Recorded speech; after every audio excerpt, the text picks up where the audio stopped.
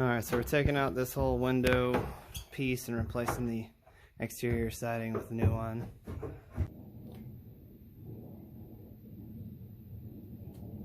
And they're quite upset that we're beating on this wall. So we stopped beating for the time being. Just those two right there. Thanks.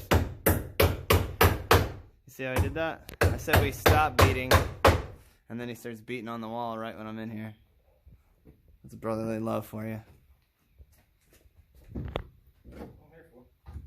Well, we got it. Alright, so yesterday we knocked out the window, we got the exterior sheathing up, and patched the hole. So the biggest problem we ran into is all of these wasp nests.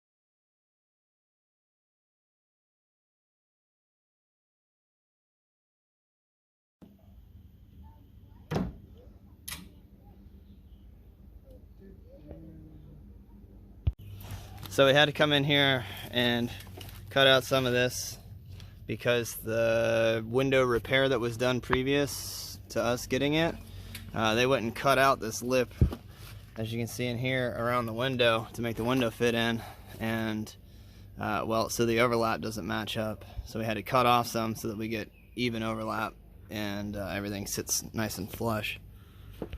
Got this last board going in the corner here, and that'll complete the window delete on this whole master bedroom side.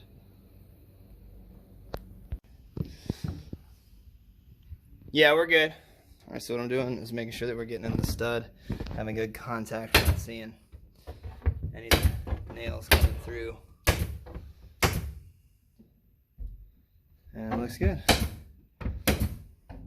Unfortunately, the last board they have has that. So we're going to take some Bondo and fill that hole in. It's not ideal, but because that was the only 3 boards they had, that's what we have to work with. Ooh, it's hot. Okay, so we got the entire bedroom encapsulated here. So, you know, other than that small hole, spin you around a little bit, show you what I'm talking about. This hole here, sorry.